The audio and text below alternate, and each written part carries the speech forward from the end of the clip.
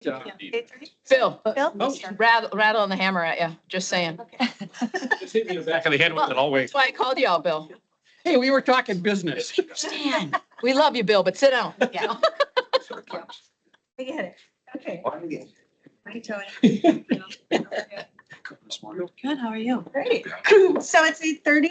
I'd like to call to order our meeting, our public hearing for the 2025 budget. Do we have any members of the public here? It does not appear so. Do we have anyone here who is a board or anyone who would like to talk about the 2025 budget? Don, you have anything new for us? I have 2025 draft budget for your consideration for departments of, we say community services and public health. Okay, thank you. You'll notice that the staple can be in unusual places. I apologize. That's not an ability to actually sign our copier very well. They're together. It's one They are packet. It's all good. They're in order. Thank One you. packet. It's all good. Like 70 pages. Right. At least it's. No, I'm about it. Exactly, you know, for you. I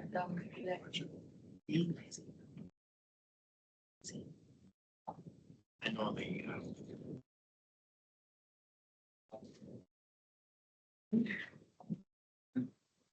This company. It's like you said, you have Minnesota. Is there anything new from the last time we spoke about the budget? If you'd like, I could provide an overview of where we are and where we're going. Yeah. Would that be helpful? Yep, that sounds good. Thank you, Don.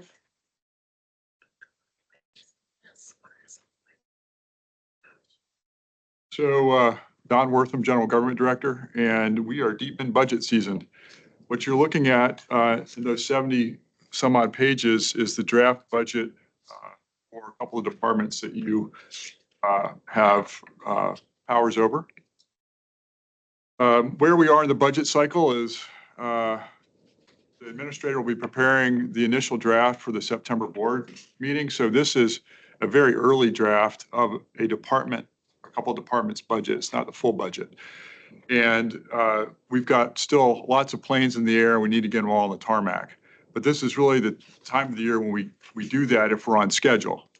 And we are this year. And this is my third budget cycle. I joined the county in August for my first budget cycle, and the income statements hadn't been put out yet. So we're way ahead of that. We kind of had the middle position last year, and I think we're in pretty good shape time-wise this year.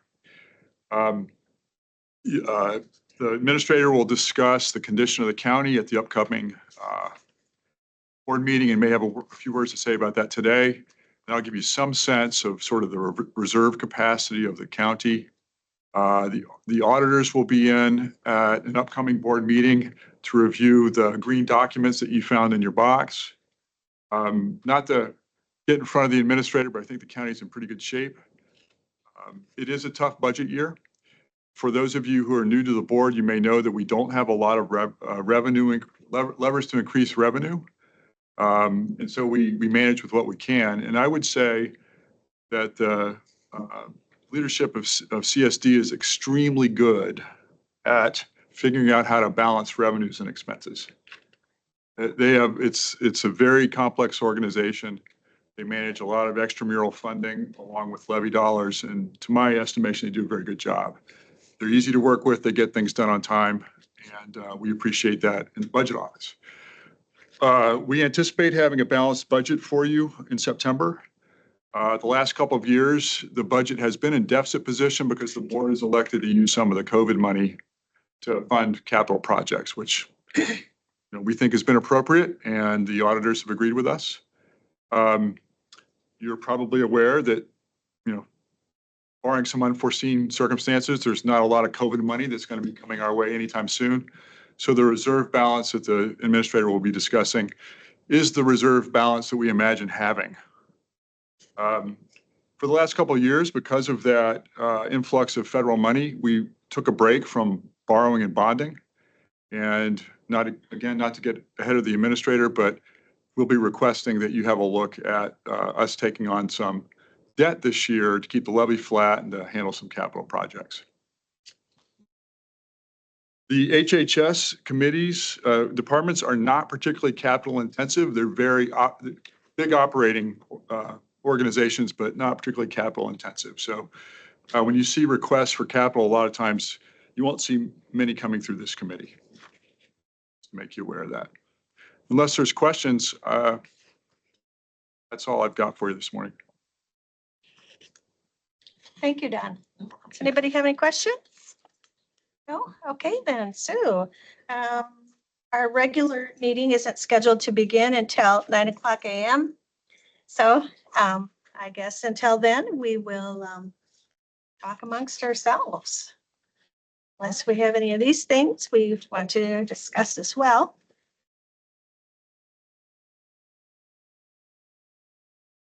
We are checking just to see if we can close the public hearing a little early. Oh, and take okay, a break between the other meeting, okay. just to verify that you want. Step on any state statutes for that, as currently we have no public comment. Sure. And Don did a great job explaining the budget. My hat's off to Tanya's team for budget preparation and the way they manage their budget. They have a great team down there that watch the ins and outs of here. It is a lot of dollars. Fantastic job.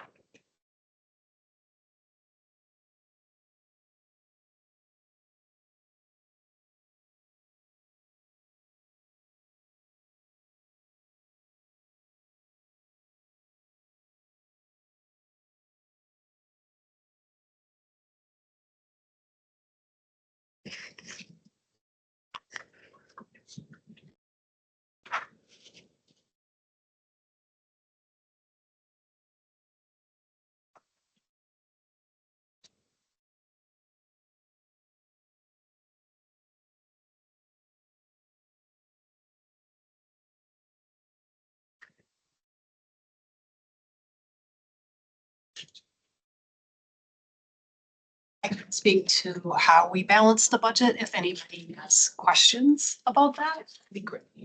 Instead of looking at 75 pages and trying to figure it out. So this year, we, all departments had a flat levy, so no increase in levy.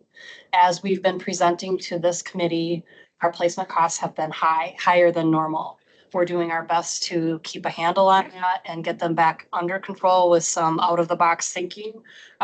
You won't see that on the budget. It's just in one of our purchase service lines that we're contracting with some people to try to keep those kids in state and in closer placements as well as lower cost placements. What we ended up needing to do, hi Sharon, was because we have essentially cut with flat levy for the last 3 years in a row, we are down to the wire where we are now looking at positions. And I think how many, do you recall how many total? I think it was, we're holding we have 2 unfunded FTEs that we're asking to hold through 25. And then we're also cutting 1.75 FTEs from our staffing plan to be able to balance our budget. Otherwise, we need to make sure that we're covering our costs to the best of our ability and estimating on both the behavioral health side and the DCF side for those placement costs, because that's what will eat our budgets in a minute. So that's how we worked with our director team to get a balanced budget. And then we did some work with finance on some back and forth of what compromising on what would be cut ultimately in absorbing our staff increases and some health insurance costs. And that's across the county. Question as far as, so the FTEs that you said are unfunded and then you were thinking about cutting 1.75, is that across like all the departments? I mean, I just don't I'm just trying to understand, is that across, so everything that reports up through you? Yes. Okay. And unfunded meaning, so some of their position was funded in the past from like COVID relief money kind of a thing? A mixture of funding sources that Okay. are not available. That aren't available anymore? Could Okay. include levy dollar is the last dollar spent, so we always use our grants and our state contracts and revenues first. Okay. And then levy to back it up at the end of the day. So it's, I mean, it really, if at the end of the day, you look at levy being Sure. the funder. Okay. And potentially losing 1.75, that's shifting work then to currently other people within the staff. Yes. And that's something that's, how do I, like hardship? I mean, is that going to be, is that something that, I mean, obviously they did a job. I'm not trying to say that cutting them, but I'm just interested in as far as that in something, since it's brand new to me, to try to understand that adding, minus, subtracting, that just seems like that's a lot to try to manage and figure out whose job, who has what responsibility and how it gets shifted. I think as we are in our 7th or 8th year as a community services division operating under one umbrella, we are continuously finding efficiencies. So Okay. you can ask Lee, we are always looking at those efficiencies and how we can do it more efficiently. Sure. And which will cost us less because we know that the money's not going to increase anytime soon. So to be able to stay relevant and provide those services, that's what we need to do. Okay, thank you.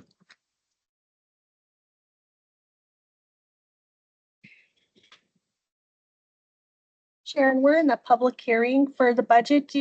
Were you here for the public hearing portion? No. Okay, just wanted to be sure. Didn't want to miss you if you were. Thanks. As I said, Tanya's group does a great job looking at those efficiencies. Because our levy, with a flat levy at the state level, our levy increase or net new construction being only $106,000 and levy increase being maybe $300,000 to keep our levy flat and not have to bond outside the levy to increase our tax levy is our debt service, and our debt service to cover those capital projects with the other divisions is a key component of that we don't go. We want to keep our money savings account. We want to keep our money in savings. Right now, we'll make more money borrowing money and bonding than we would spending down our reserves for that. And Administrator Fry put us in this path many years ago as that perpetual bonding to keep us in our levy flat, so our residents don't see these large spikes back and forth. So it is challenging as we, as law enforcement looks at officers and everyone's looking at positions and how we can be more efficient. It takes the entire team to do that. And Tanya's budget is large, one of the largest one in the county. A lot of staffing on there, and it's challenging with a lot of grants in and out. So they do a great job. But when you see the budget come all together in September, you'll see all the levers we need to pull to make that happen. Thank you.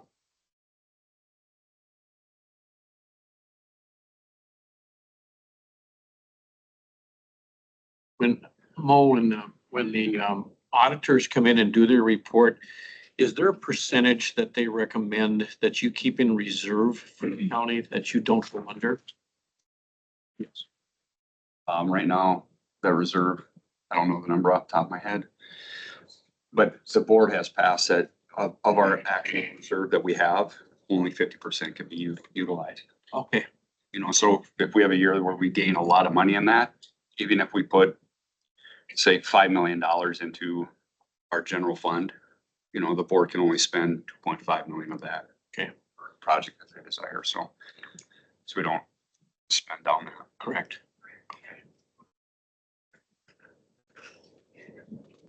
Can you discuss any of the capital projects that you're looking at for this next budget cycle? We have some of the smaller ones are docks at Magner. I'll go over those. Several highway projects. We're going to try to balance our bonding between the larger capital projects and highway and the larger ones and facilities opposite years. with those. On the horizon is the HVAC in the Justice Center. You know, that building's now 22 years old, so the heating and cooling systems need to be done. You know, time flies. Yeah. I guess. That right now is estimated at about $1.6 million. That we have some smaller roofs in the scene. We have the grandstand project sitting out there right now in negotiations with the Fair Society and getting those numbers together to present.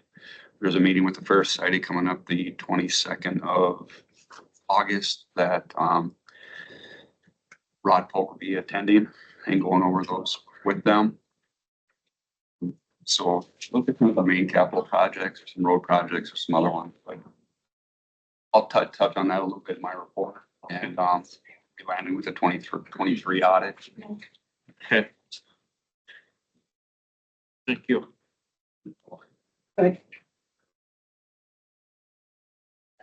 I love budgets. Like, don't.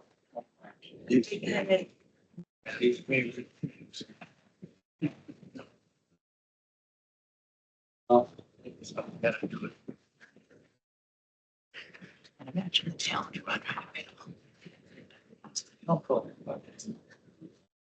it's not mind blowing. I know it's gotta be done. Has anybody heard from Johnny? No? Mo? Have you heard from John? Okay. Told him he was gonna be gone. It was supposed to. Pass these out, but do we need to wait officially from the public hearing? Yeah, we will at 9 Oh, o'clock. you'll wait until the night. It's just, thank you. Pending, you know, if Mo gets a call and Eagle says we can do it early, we will, but otherwise we'll post it. Yeah.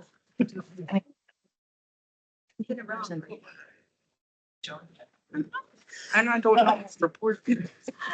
Yeah. It's been. It's supposed to be somewhere there must be, it's like. You know what I mean? Six. Should the shit, that's interesting. Well, It's to options. Yeah, it's good. Very Maybe that's the event. Yesterday. that's helpful. That's just- So interesting. See,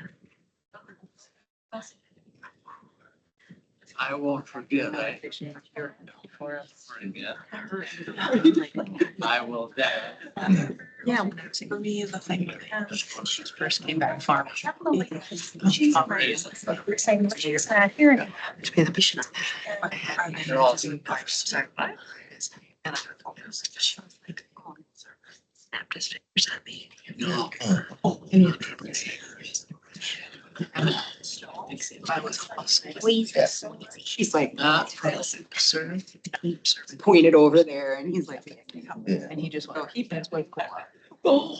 And I think about that now. You don't need. See up. I gotta see the words.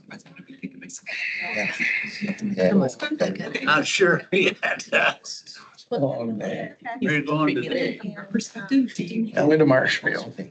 Was still here. Anyway.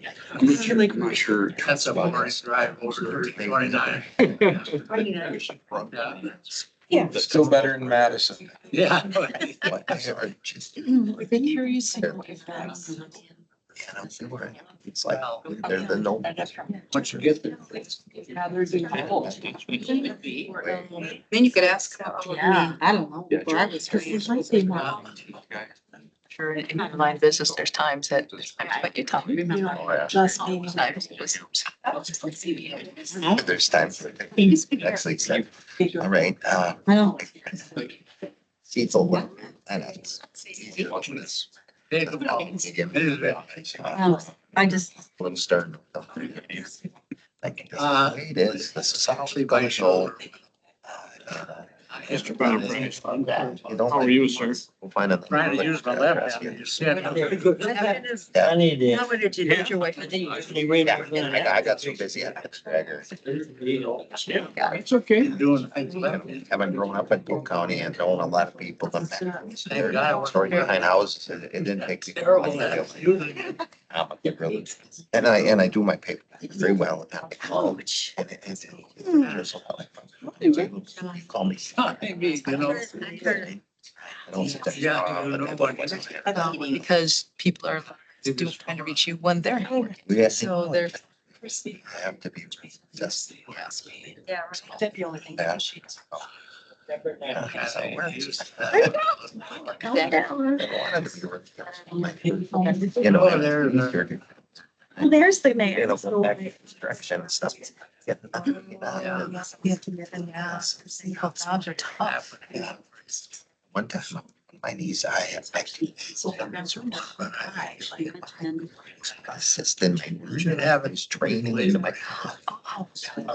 Really painful. Wow, my knees hurt. My- When your calf started getting pressure and it's. Well, yeah, why? And they did it. Like, how are you? And I don't own that. Was there enough? I Oh, mean, yeah, that's- pain. Yeah. Suck it up. Yeah. Guys, don't you get up and go out? Pressure. Yeah, so. Sharon put it back. Yeah. Stretch for 5 years. Yeah. I'm still on farm. I know she was right. It was a peer support for them. What's it look like? Yeah, lucky I had a neighbor that was. Well, let's figure that. But, And who do you? This kind of serves that when you see that thing with the. yeah, I'm a Dyna Realty manager. They call it Donald there. I get handled. Yeah. So you actually go into an office? Yeah. I'm one to one.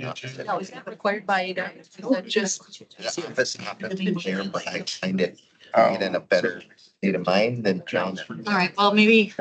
I can understand, yeah. It seems like I get more. Sure. Yeah. I like. Right there at Walmart, sometimes a lot of them. And then a lake. Location. She went outside. Kick out of the thirsty adder. Yeah. Where chicken butter.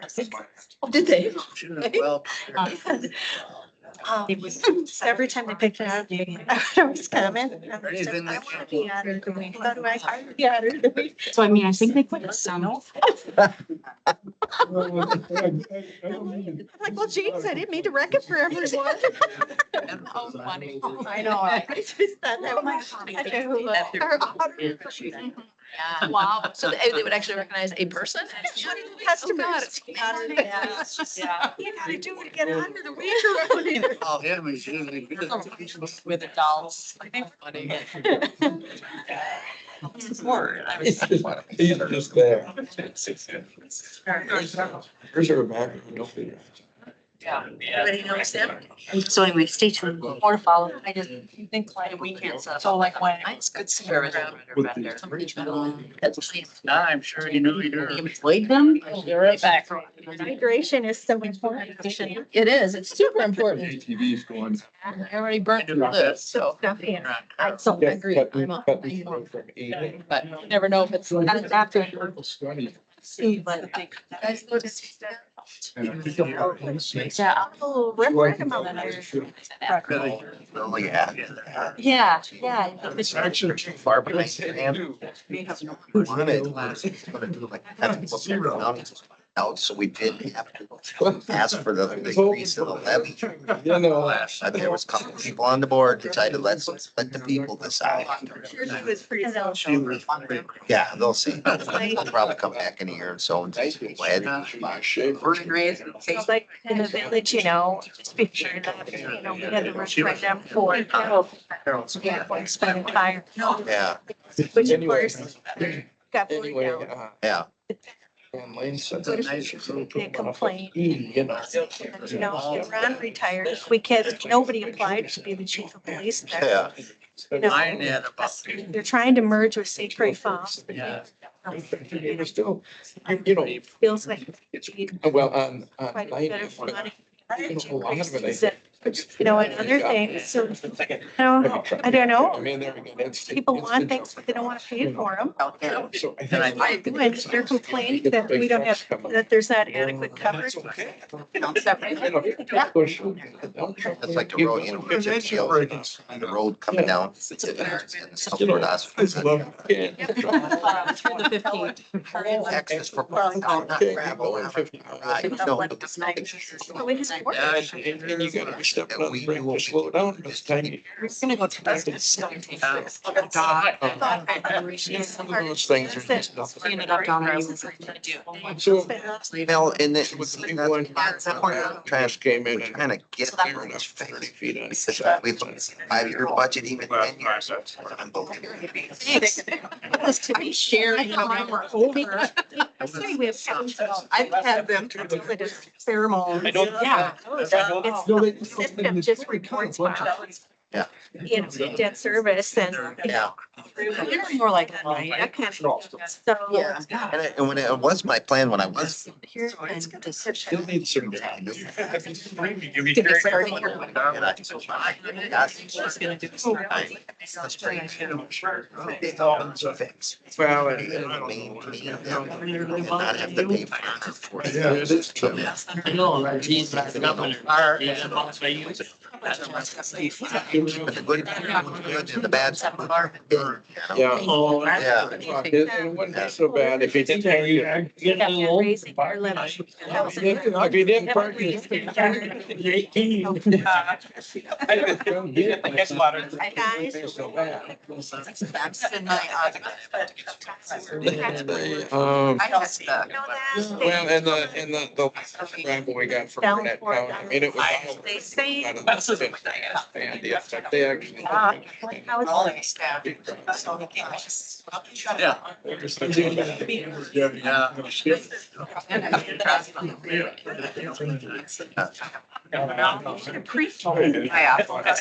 As for $50 an hour. So we followed the diet. We're gonna see. Sally, Oh my gosh, I only said it was. $4. I mean, you could be got John. No, showing. That is crazy. I think it's Saturday. Taking her in the meeting. They always make you put your arms out.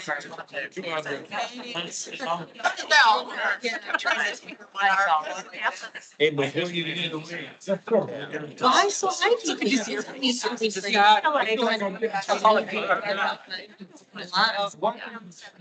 It's like you go back and forth. Here was my. Yeah, I see that you guys. Remember when I was in. Yeah. Yeah. In River, how do you find petrol? River. In the river district. It'll have to be- I did 5 minutes. That was So- really weird. My name's Rita. $5. Got it. So you establish, like, we're gonna take this. With your dad. Got it. Can that happen? I serve for. Big district is pretty easy to figure out, but it's so. District, this district, for us to. Right, except it's pretty easy to decide that this is the lake. You know what I mean? That's just like. Somerset.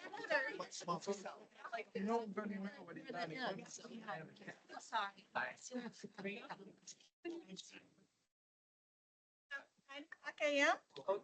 So with that, I would like to close our public hearing on the proposed 2025 budget. And I would like to call to order our regular business meeting. Roll call.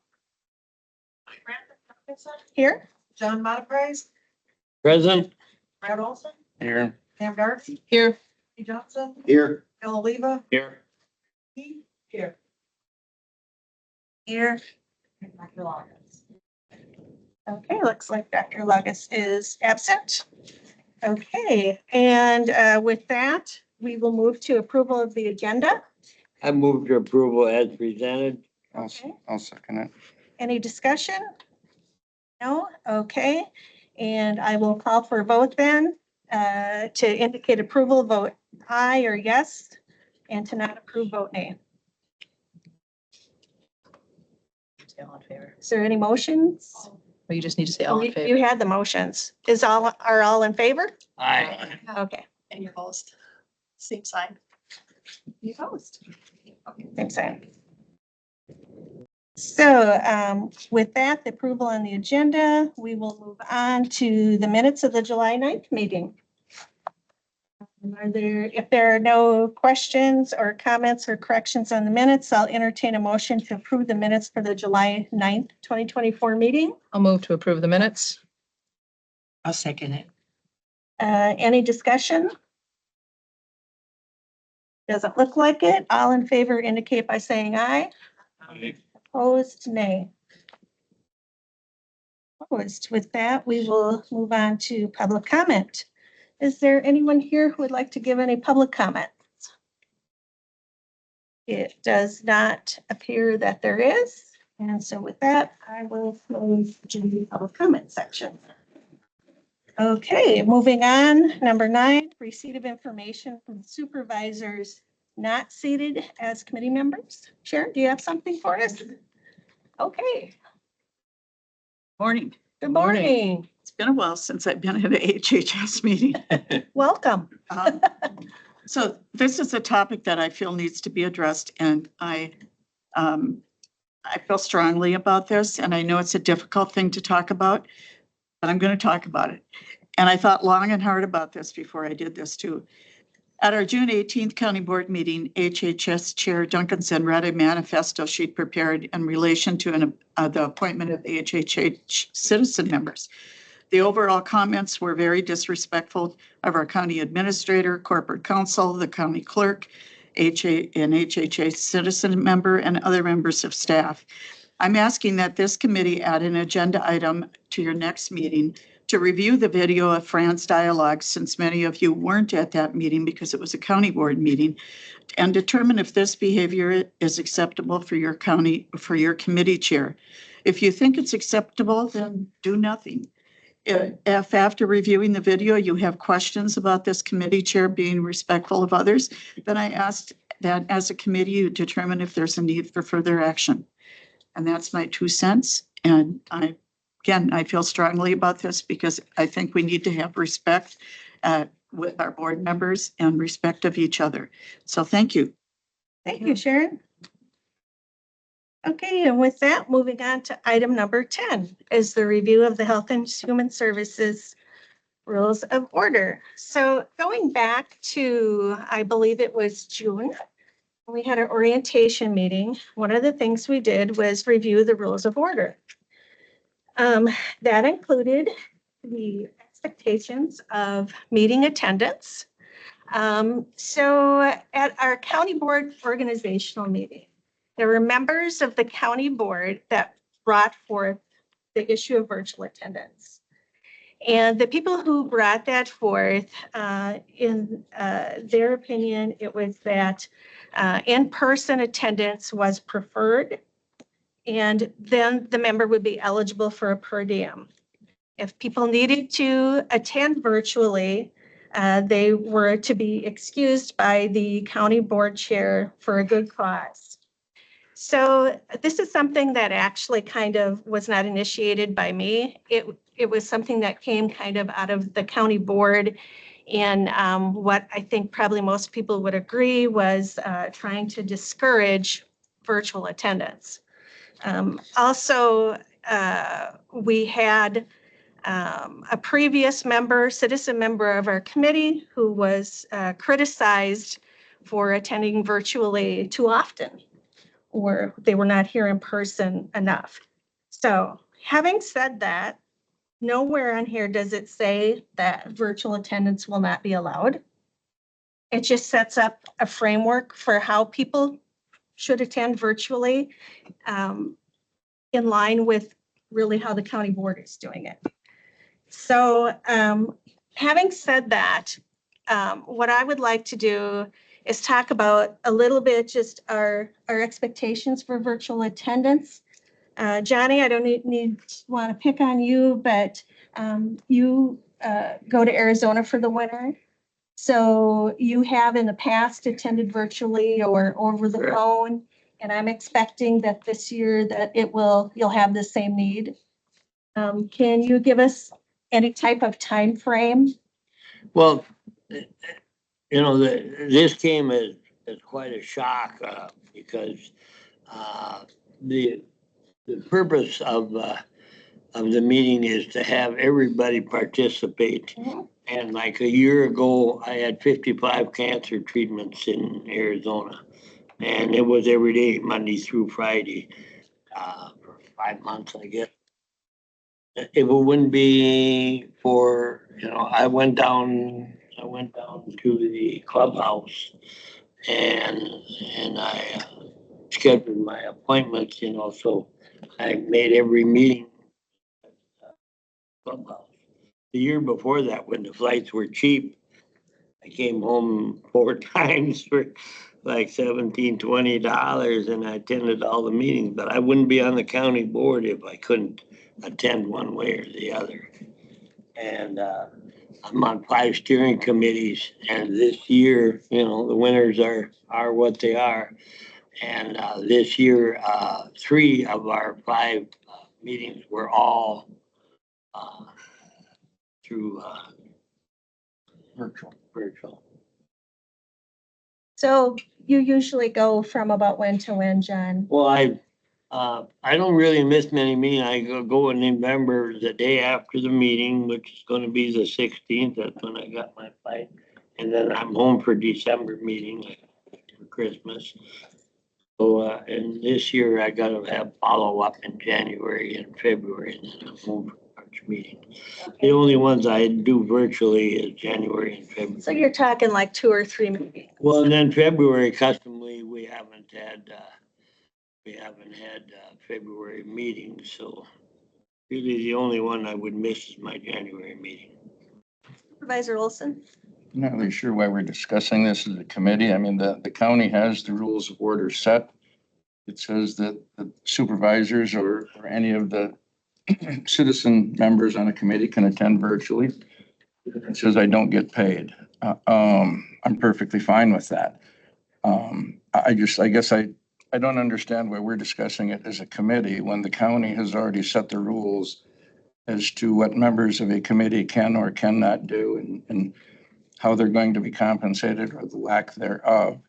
I don't think this committee or any of the other committees have any say as to what goes on after that.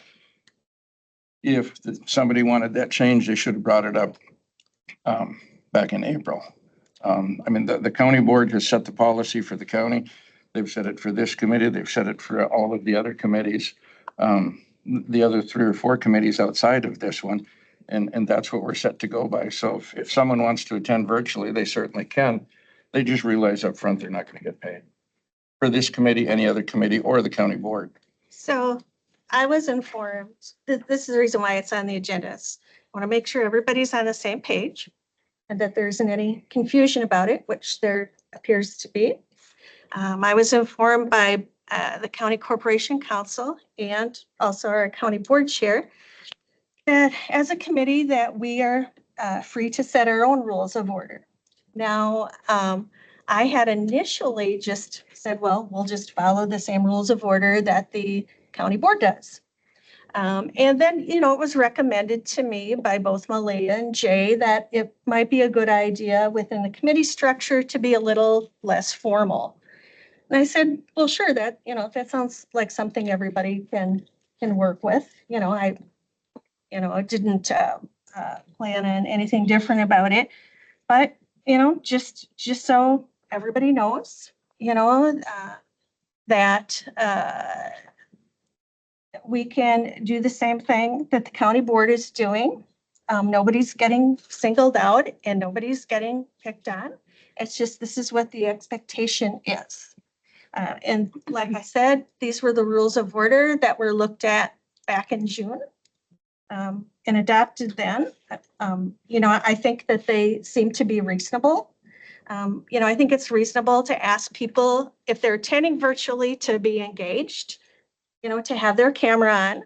That was, again, a big criticism of a previous citizen member that they didn't have their camera on and that they attended virtually too often. So I think that that's a reasonable expectation if you're going to attend virtually, is to have your camera on and be engaged. Okay, does anybody have any questions about that? Supervisor Garvey? Thank you. So a couple of things. One is I am a little confused as far as why, I guess I piggyback on what Brad said, is that we kind of have a stand. And I would appreciate anyone participating virtually, because my understanding, and this also comes from my past history as far as what I did, is that you have much better communication and interaction by seeing someone's face when you're having a meeting. So that's the benefit of getting together and being in public. And so that's where they wanted I understand why, please be here, you'll get your per diem. But if you're attending virtually, there, for whatever reason, there may be limitations that you might not be able to have a camera on, or it's your phone and it's not working right, or your computer doesn't have a camera or whatever. And the fact that, yes, we want them to participate, but to try to, I don't think that's something you can mandate as far as participation, because we would have people sitting in a committee meeting that don't say anything as well, because at that point they don't have something to share. I guess I'm a little confused why again, what Brad said, why we're going farther. I know I had asked because earlier, we had a conversation, Fran, asking about, well, it's, my understanding is you had made a comment about, well, as the chair, I can kind of decide, or if virtual attendance is okay or not. And if I misspoke that, please correct me, because that's what I'm trying to, that I didn't understand that, because my understanding was you can attend virtually, you just don't get paid, or you attend in person and you get per diem. End of story. So, not to beat a dead horse here. Okay. But, once again, for the county supervisors, if they want to attend virtually, it's my understanding through both Jay and Malia that it does need to be approved prior by the county board chair. So in modeling after what the county board does, I thought it made sense to have the committee chair. I don't know what the other committee chairs do. I don't know if they ask for the courtesy of knowing ahead of time if someone's going to attend virtually or not. I don't know that. So basically, this is, the intent of this was to model it after what the county board does. And also, I think we all understand that there can be technical issues with a camera or a phone or, whatever. I mean, I think everybody understands and, agrees that that is something that can happen. As far as there not being a per diem, again, that is modeled after the county board. Again, I thought, given the amount of criticism that was leveled at a prior citizen member for not attending in person, I may have misunderstood that, but it was my understanding that that the other members here and county officials preferred that people attend in person and were discouraging virtual attendance given the criticism that was coming out against someone else. But, if now we flip the script and people don't, feel that way anymore or whatever, I'm fine with that. My intent was to go along with what the county board was doing and also to discourage virtual attendance after the criticism of people who used it. I think that's kind of what we done at the county board level back in April. I mean, by not getting paid, if it's for this committee or a committee assignment or the county board, that's, a fair amount of discouragement to, and encouragement to show up. You But mean the everybody, per diem? the per Okay. diem, right? Yes. But at times when John's in Florida, he's not gonna be here. And that's just the way it is, but he still has the ability to phone in, video in, whatever it is. And so I don't think we're changing anything from when we set the rules in April. Those were the rules. You can attend virtually, you're just not going to be paid. And no one has ever said that people could not attend virtually. You know, I would appreciate, I guess, as a courtesy, knowing in advance if someone is attending virtually or not, but you know, I guess I'm not gonna try to make anybody be courteous in that manner. You know, If I may? So you use two different words. You use the word approval versus courtesy. And so if I can, I would, so I'm going to ask the chair of the board, Jay, your understanding, is it an approval or is it a courtesy? If I decided to, yeah, oh, I'm so sorry, what that is the should go to county Mo. board? Yeah, what is the county It's board? approval, because the county board, at a county board meeting. Okay. Mandated to be there. So it is an approval from from the board chair to attend But virtually. generally, it's addressed as a courtesy. And I also. There's a difference. Always have encouraged chairmen of every committee are quite aware of the fact that if somebody's going to be out of town or has to appear virtually, that they contact the chair of the committee. Yeah. The main reason for that is there's only generally 5 people on a committee and you've got to have a quorum. So it's generally a courtesy, but pretty much mandated by general consensus of the county board to Brad's simplification of what it says. That's exactly what it means. Exactly what, if you're not gonna, you get approval and you don't get paid. Right, but it is approval versus a courtesy. That's, Because there's a difference. I totally You know. understand, and I think that they'll tell you that you're mandated once you take the oath and come to run a county board or participate in running a county board, a county, that you're mandated to be there. Rita, Oh, I was just gonna say I could let you know I won't be here in November. in November? Yes. I would check with Thank you. council to see if I'm totally out of line or what. So if I may, Chair, Sure, thank you. Joe? the rules of order as they were set by the county board have a requirement that there be attendance unless the chair, and in this committee, that would be you, find that there's good cause for non-appearance or theoretically an appearance virtually. Like Brad said, the question isn't whether or not they can participate virtually. The question is whether or not they get paid virtually. So the chair has the authority to say whether or not there's good cause for their non-appearance.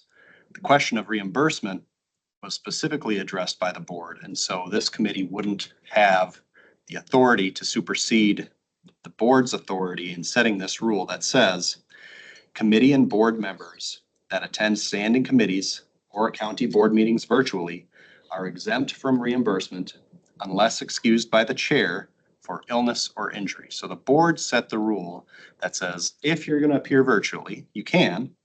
If you're going to appear virtually, you won't get paid unless you're sick or injured.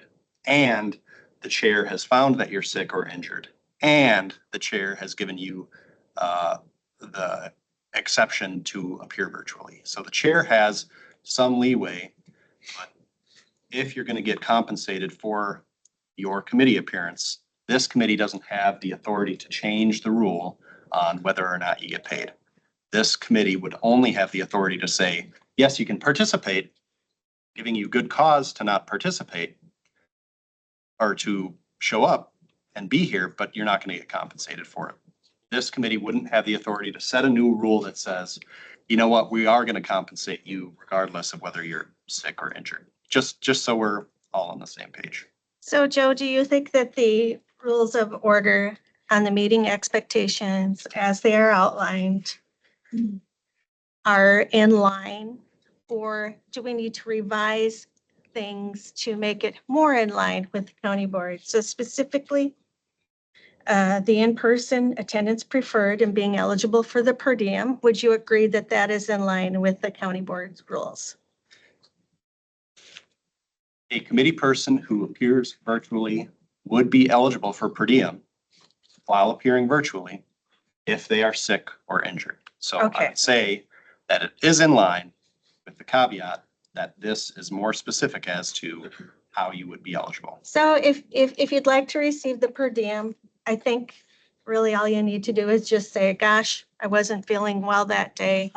I had a doctor's appointment. I'm not going to send an investigator out, to see if people are sick or injured or anything. I think this is kind of blown up into maybe a little more than it needs to be. I think we can just kind of maybe be reasonable, and John, did you have something? I think what is important here, I hope we can move on, but I think what is important here is I've been chair of 3 different committees, and if somebody can't, like Jay said, so we do always have a quorum, let your chair of your committee know.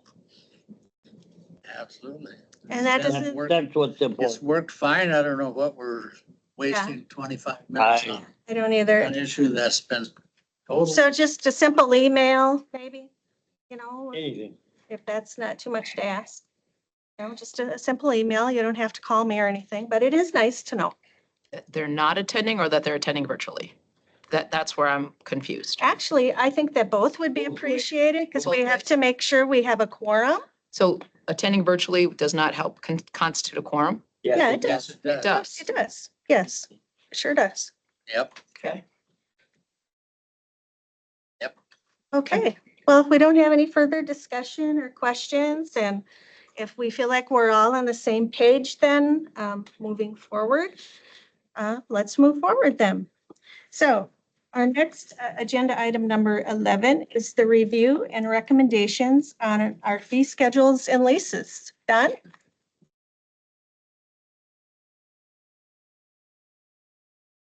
Morning, Morning, Don. everyone. What I am passing out are fees relevant to your committee. The General Government Committee later this week will review the entire fee schedule. You forgot Bill. That's all right. Steele Jones. Could be because I didn't make enough copies, but now that I've been called out. Okay, We can certainly share. no, I think we're actually okay.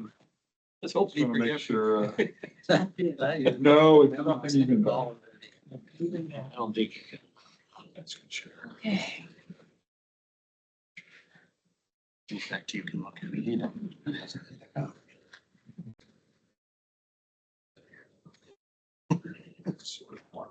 This is not pretty good standard.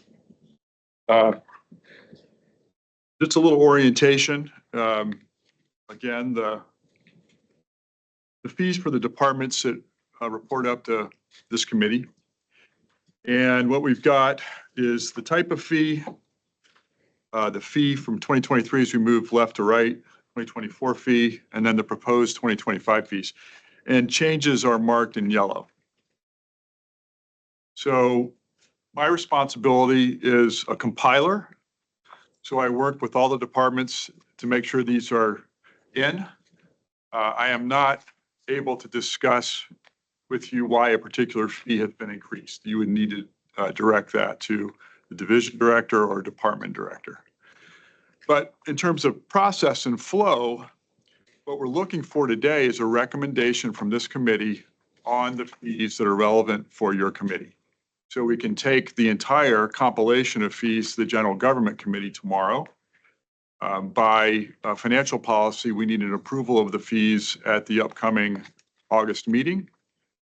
So that's what we're asking for today, is a recommendation from this committee on the fees that are before you. See, there isn't any fees that remain the same. They all have an increase. We must be living in inflation. It is true, sir, that the majority of fees have increased. All of them. A few have not. So if they're not any, and I don't mean to be contentious, but anything that isn't in yellow, no change. So there's a few at the top of the first page. And as you work your way down, you'll see a few more. Oh, yeah. So for public health, the rates have not been increased in a long time. So we did Helen's team, they took a look at the time it takes to do it and we compared to other counties. And then also the state is increasing some of the service charges back to us. So that's why the public health rates increased. Environmental. Environmental. So those are all the licensing fees that we pay back. Can I ask a question? Let's let her finish first. Okay, so that's that with public health. So we reviewed time it takes to do those along with the fees we have to pay to the state. That's included in this. So that's the first 3 pages. Yeah. And then, yes, so that's the only thing that changed for public health. Our other services for birth to 3 or nursing services, they did not change. And then we did have an increase in our level 1 and 2 OWI coursework. That was a newer program that we just started in November, December, and it would just take a slight increase just based on time for that. I mean, I can't speak to the other ones because those are other departments for GAM and As expected, all right. And EDRC does not report up to this committee, so. Not sure I'm not, but yeah, that could speak to that one if there's questions. Just an elaboration, my financial policy departments can't charge fee-wise in excess of what it costs to deliver the service, unlike your bank. But we're not looking to make excess revenue. Maybe your bank's fine. Excess revenue on fees, we're looking to recover costs. That is all we can do by financial policy. And we are stringent about that. We ask each of our departments to review annually their fee structure to make sure that they are covering costs, but to not exceed cost recovery. if you look even on like the second page for public health, there were some where we didn't have the details and we didn't have rates set for like the pre-inspection. So they're almost like new rates because the state also broke down some of how we have to look at pools and those types of things. So that's why you can see that those are all yellow, but that's because there wasn't anything before that. So yeah, and on page 3 is all the pools I was talking about before. I think we just had one rate for pools and now there's a lot more. Madam Chair, can I make a motion to accept the fees presented for the 25 budget? Let's Supervisor Garvey has some questions, I believe. Yes. Then be in the questions part.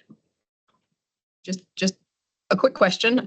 So you answered one of them already. So all the new ones is because the state broke down new guidelines that now we call X, Y, and Z. Yeah. And just for a layman, just curious, the difference between a prepackaged, a simple, and overview, general, like when you're looking at a restaurant license, prepackaged, simple, moderate. I mean, I'll let Helen I can answer. speak. yeah, and I don't mean to take forever. I'm just curious. Thank you. Kind of the complexity of the inspection. So depending on what they're serving, what they're doing, we have to look at it in different angles. So if it's a giant restaurant who also does catering and offsite meals and they serve X amount of population, we're gonna be looking at much more different things than just someone that like sells hot dogs. Prepackaged is meaning the food is prepackaged versus I'm thinking a prepackaged inspection report. And I'm like, I don't understand what that looks like. So thank you. Sorry, I don't need to take up any more time then. Supervisor Olson? So how'd we come up with such, what I think is crazy numbers, like special event campground, 1 to 25 sites, went from $175 to $219, and it just seems like there's a lot of odd numbers. Maybe that's the state saying it has to be that way. It seems like, you know, $444 I seen somewhere for, you know, campgrounds from 100 to 199. Yep, so as mentioned. We don't round, I take it. So, well, so as mentioned, they have, this only goes back a couple years, but it was many more years before that since we raised them. So we didn't want to just do a flat 25% raise across the board. We truly looked at the time it takes to do them. So I mean, yes, they're not necessarily even numbers on there. I mean, I don't care. Doesn't matter to me. Yeah.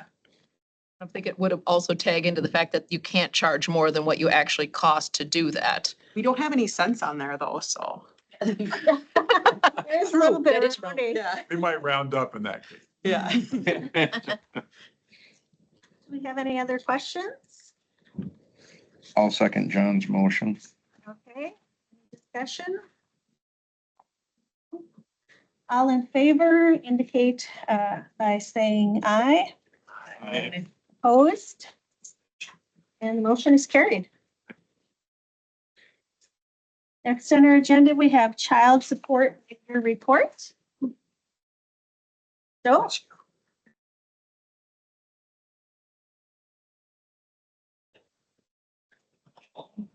So, Loso, in case any don't know, I'm the new corporation counsel as of a couple of days ago.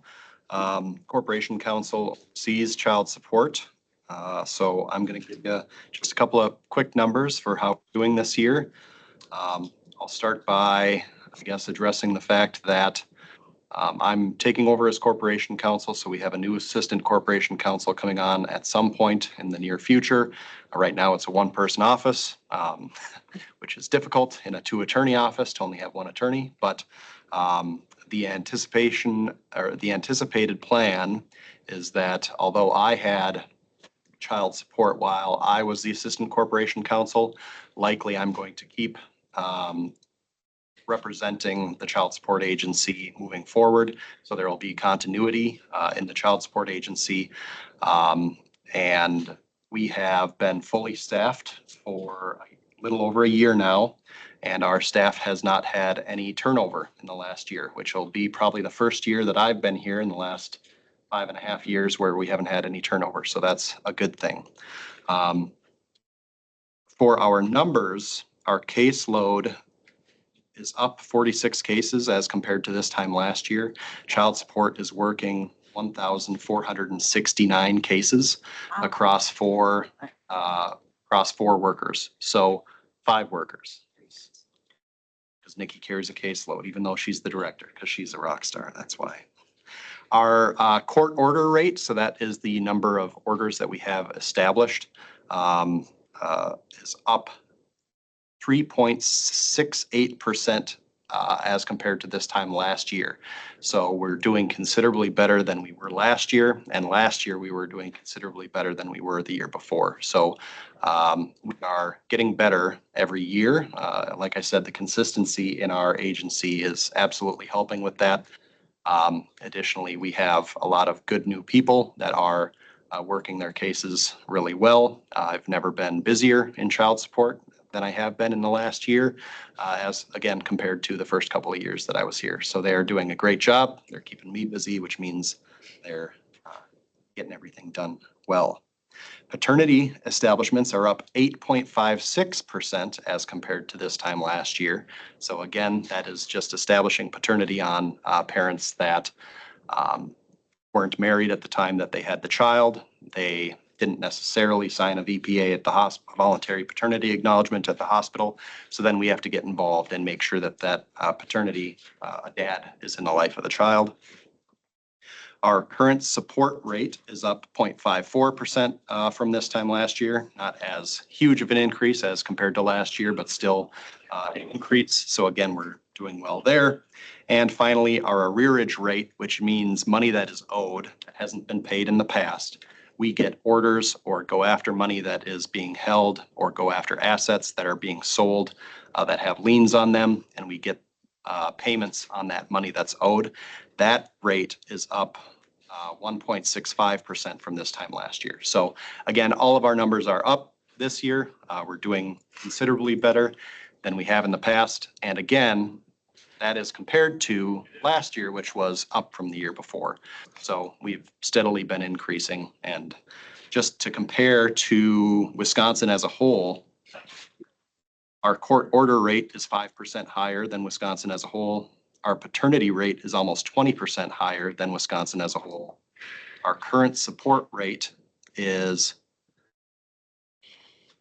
2.5% higher than Wisconsin as a whole, and our arrearage rate is 5% higher than Wisconsin as a whole. So again, we have 4 great workers and an amazing director for our child support agency. Everything is going well. We are likely looking at a request for a budget increase. You'll see it when you look at the budget this year. Most of that is attributed to the fact that they are doing so much work that we have to buy a lot more envelopes, we have to pay a lot more service process fees, and we have to buy a lot more stamps. So because every time we file something, stuff has to get mailed out, we're looking at a significant increase in those purchases. But other than that, that's about it. Any questions? Dr. Joe, are you saying that you only have 4 specialists working out in the field in the homes and visitations? Nope. So child support specialists don't go into anyone's home. They all work over in the Justice Center, and they come in and they work in the office. They make phone calls. They file a lot of paperwork, and they draft a lot of motions and orders and stuff like that. What do you call the people that go out? So those would be social workers. They're in a different department. Okay. I work thank you with- for correcting me. I work with those workers as well, and they're also amazing, but Oh, that's a different report. they're totally amazing. I can't believe that they don't have a officer or something in some of the situations Sure. that they go to. All right. Do we have any other questions or comments for Joe? I would just like to thank you for the report and also compliment you and everybody else who is involved with the child support, and they keep up the good work. It's great. Gets better every year. Thank you. I'm not doing a whole lot. Like I said, they're doing all the work. I just show up in court and make arguments. Great job. Thank you. Okay, we'll move on then to our next agenda item, number 13, which is our child care initiative report. We're gonna hand that over to Diana Pearson. She's the economic support manager. She's the most well-versed on our staff for childcare type of issues. Hi, Diana. This was as a request last month. You have the PowerPoint. Yes.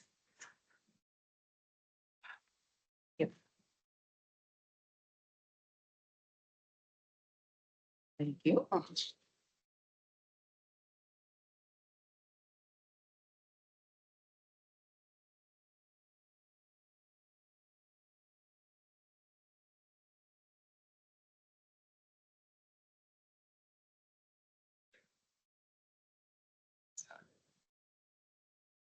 right, so at the last committee meeting, there was a request that we look at what the statuses of childcare in Polk County is. So I've been in the childcare business for about 35 years, I guess, here at the county. So I serve as for the Wisconsin Share Subsidy Program. I am the Polk County's childcare coordinator. So I work specifically with the Wisconsin Shares Program for those that are eligible. So with that, though, that also then networks me a lot with the community as far as our childcare providers that we have available also, and doing a lot of education, outreach and that sort of thing. So I went and gathered some information that's available on the Department of Children and Families website. This data is pre-COVID, because since the pandemic, we're still waiting for current numbers. But what we do know across the state of Wisconsin is that the average price of infant care is 18.5% of the median family income in Wisconsin. And for infant care, for a minimum wage worker, that's 83.3% of their yearly wages. So the cost of childcare is very, very expensive across the state of Wisconsin. We also know that our childcare providers, because of the median income for consumers, that they also have to then look at their rate structure and make sure that families can afford the childcare. But what that means for like our families, our licensed families or our licensed group centers, then a lot of their expense goes to teacher pay. So unfortunately, because of that domino effect, teacher pay can be very low in that daycare setting for those, that childcare workforce. What we know in Polk County is that we have, based on our last census, just under 45,000 consumers here in Polk County. With the Wisconsin Shares Child Care Subsidy Program, less than 1% of that population are recipients of our program here, compared to our Food Share and Badger Care program, which is right around 25%. So why do we not have more consumers eligible for child care assistance to help offset that expense for those young families? All right. Slide. So to be regulated in the state of Wisconsin, you are either considered a certified provider, a licensed child care provider, which would be either in your home as a family, licensed family, or you are a licensed group. In Polk County, we have a total of 22 providers. I can tell you 20 years ago, we had over 70 certified providers in Polk County alone. So that has been a slow decline over the years. And as of recent, we are down to 2 certified providers in Polk County. We have 9 that are licensed family. We have 4 that are group centers. And then on the next page, you will see that we have our school districts, which are all also offering daycare options as well. So I can speak from experience that we have a number of unregulated providers in our county. We do not track them. We know that they are out there, but to track those would be impossible. The reason, I would say the biggest reason for decline in our certified providers and our licensed family is we know that childcare providers are not paper people. If you are going to be regulated in the state of Wisconsin, there is a lot of paperwork that goes with being a regulated provider. And there is also a lot of regulation. So some of them providers choose to just run unregulated. Unfortunately, though, for the Wisconsin Shares program, you cannot be a recipient of our program if you are unregulated provider.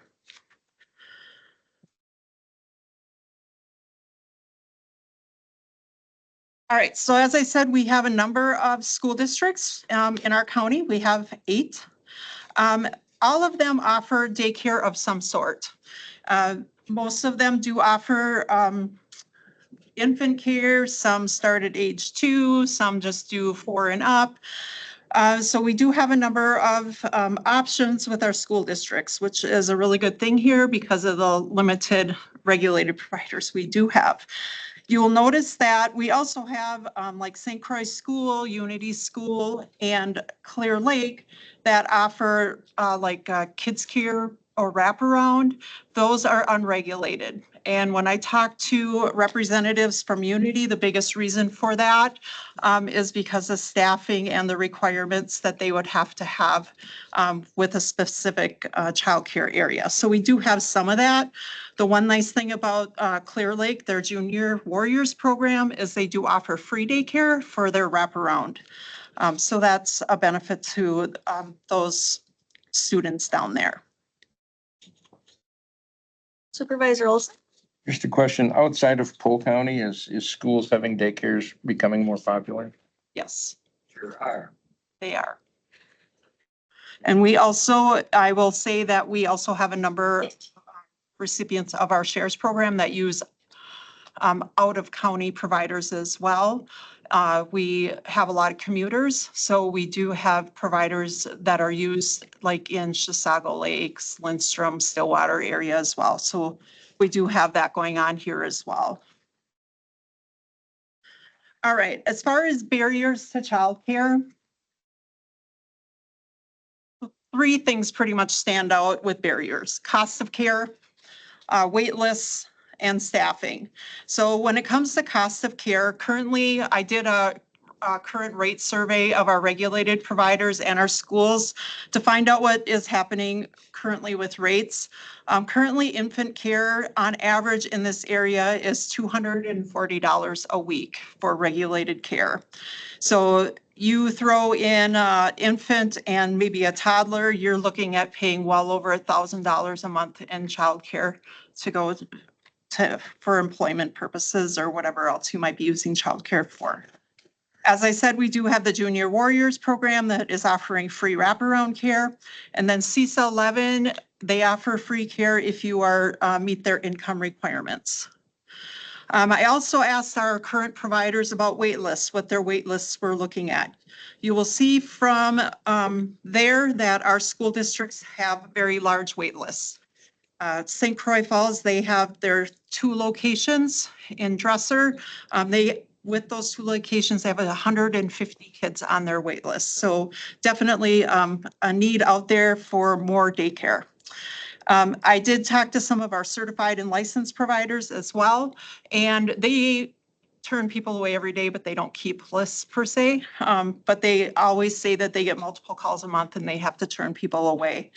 Our smaller daycares in Polk County, they generally reserve spots for families. So if you have a mom and dad that maybe has a younger child in care, they might, and that parent is now going to have another child, they will actually hold a spot and not fill it so they can keep them families together. So that's an interesting thing about our smaller daycares as well. So then staffing. So staffing has become a bigger issue primarily with our licensed centers and our school districts that have daycares. For example, many of our licensed centers, they're not able to offer competitive wage because of their bottom dollar. They do not offer health insurance or benefits, so staff are going elsewhere where they can get those things. Talking with the director at the LEAP Center at Unity, they have 4 full-time vacancies. They could take an additional 20 children, but they have to have a child to teacher ratio. So they are not able to fill all of the slots that they have available. A licensed family provider in Osceola, she was licensed to take 10 more children. However, she can't find staff at a wage that she can afford. So she's sitting with the same thing, vacant slots with nothing else that she can do. So operating at less than she has the ability to. Another big concern is second and third shift care. I can say that from the Wisconsin Shares consumers that we have, anybody that works second or third shift are probably using friends and family to get them through, or they are going to Burnett County. One of the centers up there does offer some nighttime care. Other than that, in Polk County, we do not have second and third shift regulated care.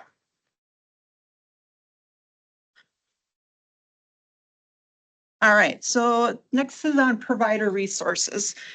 There are a lot of resources out there. People just don't know where to find them. So I've listed many websites that are available. So if you are talking to people that maybe are interested in childcare or the current providers, I would provide them with this information.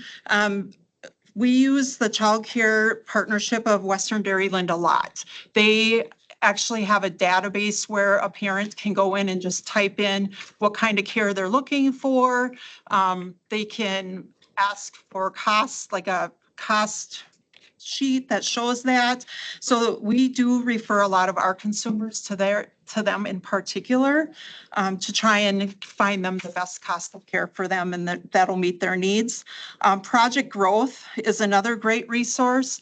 They offer a lot of grant monies to help daycares either add on, go towards cost of their staffing, buy supplies, things like that. Within the last year, the Nest out of the Lux School District, they actually received a big grant from Project Growth. So there are a number of resources out there. It's just whether people are aware of them or not. Anybody that is regulated in the state of Wisconsin, they do receive emails twice a week from the Department of Children and Families and the Early Child Education website. So they are constantly receiving information on different programs that are available, funds that are available, what's happening in the childcare world in the state of Wisconsin. So those individuals are always receiving information from the state as well. All right, and then I just want to talk a little bit about the Wisconsin Shares Child Care Subsidy Program, and this is where my hat lies, I guess you could say. So this program is available to help offset the costs of childcare. They do have to use a provider that is certified or licensed within the state of Wisconsin. So we do have some out-of-state providers that are also regulated in Wisconsin. They don't have to go through all of the paperwork because Minnesota has their own licensing criterias, but they do meet some of the requirements that we need here in Wisconsin. So we do use some of them. The biggest thing about a consumer using an out-of-state provider, you're looking at cost of care for an infant probably around $350 a week.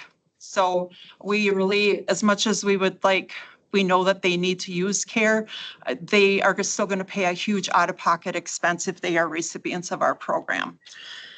So to be eligible for our program, they have to reside in Wisconsin. They have to have children under age 13 or a disabled child under 19. They have to be a U.S. citizen. A child has to be a U.S. citizen or a qualified immigrant, and they have to meet our income limits. And then they have to participate in an approved activity, whether that's working, attending post-secondary education, or participating in our W-2 or FSET program. We have had a huge shift in philosophy due to the CCDBG block grant from 2014. Our biggest goal is to eliminate the cliff effect. So you will see from the one handout with the income limits on it for our various programs, that for the subsidy program, there's an extra column down at the bottom to the right. That is a cliff effect. So what we've tried to do is allow families the ability to earn more money, still remain on our program for a period of time before they drop off. So that's been a huge benefit to some of our consumers as well. We also are looking at continuity of care, which we'd never done before. If a parent lost their job, we terminated their eligibility and their kids were pulled out of daycare. Under this new philosophy, we can allow up to 3 months of eligibility for a parent to find work. So we're looking at that continuity of care to keep children in a safe environment without disrupting their world a little bit. So that's been a big change. And then we did have a big income limit change in July 1st as well to try and draw more consumers to our program as well. So we're hoping that we rely on our school districts, our other daycare providers, our food pantries, Salvation Army, Grace Place, all of those to really promote our programs. And so we're doing a big outreach. The state is doing a big outreach push to try and draw more consumers to help offset that cost of care. All right, exciting news. So out in our community, we, Schaefer Manufacturing in Milltown, they have broke ground on the Grove. I've been working with Shannon Donahue. She is the new director over there. Schaefer's decided that they wanted to have an employer-sponsored daycare. So they have broke ground. Their plans is to be up and running by the end of January, beginning of February. That was as of last week. They're going to have, they want to have 100 slots available to children. And then in the summer, 125 slots. That is a huge undertaking for the village of Milltown and for Schaefer. So they are very excited. They will offer the daycare to their employees first. When I talked to Shannon over there, she figures only 10 to 20 children will be of staff. So that's going to leave a lot of room for the public to then potentially utilize their take care as well. They will be looking at offering benefits to their employees of the daycare center as well. So they're pretty excited about that. Then I spoke with Terry Hauer from Economic Development. He gave me a couple of contacts for other things happening with daycare in our county. The Osceola Industrial Development Corporation oversees the Osceola Business Park. They have sent out a survey to all the businesses in the industrial park to ask for input on whether they would all be willing to co-sponsor a daycare center down in that area. So that hopefully the survey results will be in soon for that. And we'll have more information on where that project is moving to as well. And then the Amory City Council, they had an ad hoc committee, which they have now named their child care committee. They have a couple of chairs and they are currently in the fact-finding stage down there, but they are working with Dare Construction on a potential cost for a new build with 120 slots or potentially looking at buying out the old library and converting that into a daycare center. So when I look at these three things, I feel like the community and our employers know that it's a need. And we're kind of hitting the northern part with Milltown. We're hitting this part down here and we're hitting that part down there. So I feel like some good things are happening and hopefully those can all move forward as well. So any questions? I know that's a lot, but. Thank you for putting all of this information You bet. together for us. I learned a lot from it. You know, I knew that definitely was a big problem in the county and not just here. I think other areas, other counties in our area, you know, certainly as well. So thank you for doing that. Did you have some comments, Supervisor Garvey? I just had one question. You had talked about reaching out to like the food pantries and whatnot. So do you have like just an easy brochure that gets sent out to the, like at the food pantries or things like that? Is that kind of how that Yeah, so we have access? we have it's called a guide to applying and it has all of our programs in it for economic support. Okay. So not just our childcare subsidy program, but our food share program, Medicaid, all of food share, all of it.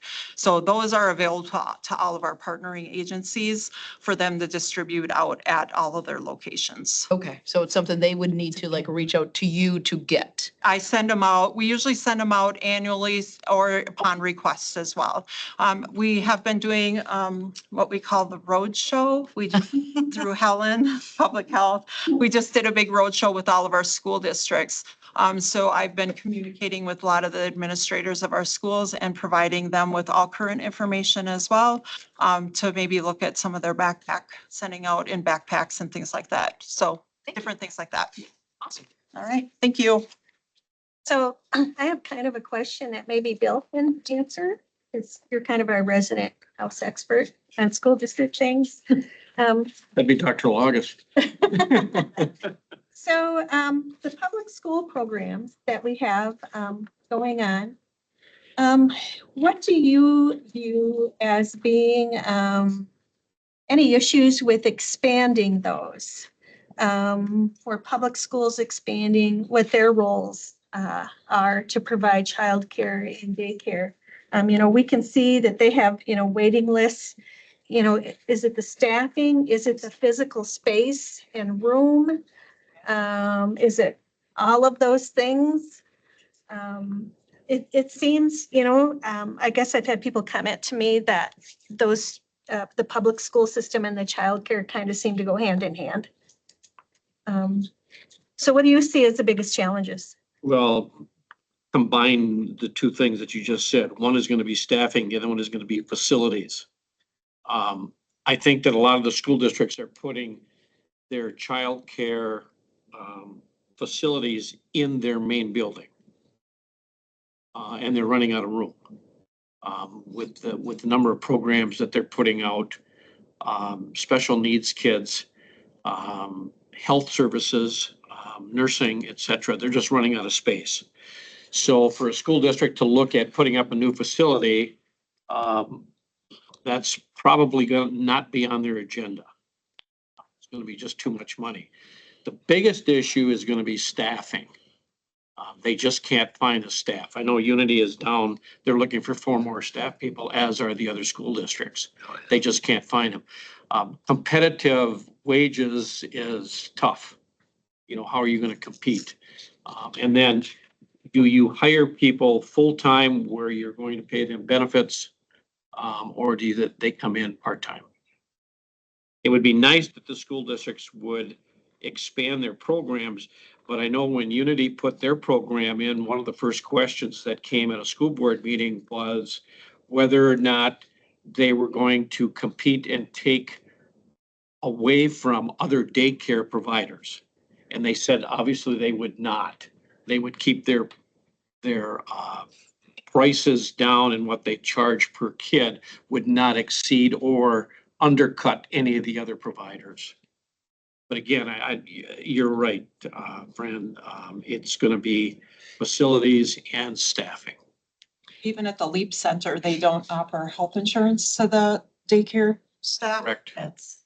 But they offer other incentives. So they help pay for education, continuing ed, for their aides to meet certain requirements per licensing and things like that. So they're just having to supplement them in a different way because of the cost of. I think one of the other things that fits in there is when you go into any of the daycare providers and you get licensed as a daycare provider or as a worker there, you meet certain state statutes to do that. School districts then look at what they call educational assistants, depending on whether you are a classroom assistant, a teacher's assistant, or you are a special needs assistant. Each one is going to have a different certification, and there's going to be different pay there. So you might have a person going from a childcare facility into a main building because the rate is going to be higher and the educational process is higher. So again, it's shifting of staff. Well, I know as municipalities, one of the things that we're not supposed to do is compete with private industry, for things. So, maybe another question is, how can we help private industry, similar to what's going on in Milltown, to what Schaefer is doing. And I don't know the answer to that at all. I'm just kind of throwing that out there. Something else I didn't see in here, which is Turtle Lake. So they're on, a little bit of Turtle Lake is in Polk County. Most of it is not. But for years, they had what was called Preschool Playhouse that was ran out of one of the local churches there. It's a Barron County provider. That was in Barron County, but it's my understanding that closed because they didn't have enough kids utilizing it anymore. And like I said, I know that is a different county, but since a portion of it is in Polk County, that's why I brought it up. She was also in the business a really long time. So Yeah, kind of retirement time. Yeah, that's kind of what I figured. And something else that are hurting our daycare industry is like for these companies, insurance on the people that are in the daycare part of it is a whole lot different than their regular employees. And insurance is a huge factor nowadays and one of the denominating factors. Well, nothing more precious than people's kids, and taking care of them. Do we have any other questions or comments for anybody? I don't know if this is something, how we would move forward with anything on this. We have the information here to think about and digest. I guess if anybody, has any thoughts for the future of a way that we could help address this, why, we can take a look at it then. There's nothing else then. With that, we will move on. Agenda item 14 is a housing update. Currently with the $200,000 set aside by the county board, we do have the one approved application from Amory. Recreation Council is drafting that contract and hope to get that down to Amory within the next couple of weeks. That's for $70,000, 10 units or 7 units for townhomes that are going to be built near the high school down there. So that's a success story and just waiting for other applicants to come in for that program. Okay, good. Thank you, Mo. Moving on then, if there's no questions about that, as we have the communicable disease report. So our COVID hospitalization numbers are up a little bit. So we had 9 hospitalizations in July. Tick-borne illnesses, anaplasmosis, we had 7 cases, 38 cases of Lyme disease. And then just our chlamydia handful also, and then a sprinkling of other enteric type diseases too. Thank you. Dr. Luggis, did you have anything you wanted to add to that? Well, as she was saying, the COVID situation, COVID is up, especially in Texas, the West Coast, and also in the state of Minnesota. In that the only way they can figure out how much COVID there is, they're basically doing wastewater testing for the COVID virus, and those levels are fairly high in Minnesota. And currently there's about, in the US, there's about 3,000 people. According to Mike Osterholm, podcast that I listened to the last couple of days, about 3,000 people in the hospital from COVID in the United States, and the death rate is about 600 people a week. So it's not gone. And even her son, who came from New York to visit us end of June, he wore an N95 mask on the airplane. And Dr. Osterholm does the same thing when he flies. So the two masks that are really effective are the N95s and the K95 masks. They're the only ones that really protect you, and they're maybe a little bit more expensive. So if you're going to travel, I would think about wearing a mask, and hopefully not get sick. And the other issue is a lot of us are now getting more than 6 months from our last booster. And initially, Dr. Osterholm said that he wasn't going to take the current booster that's available, but he said, I travel so much that I'm going to do it. And then if the new booster comes out in September, then I'm going to just wait 4 months and get the other booster. So I think that if you have people who are really immune compromised, people who have cancer, their white counts are, and with their chemo, are sometimes 1,000.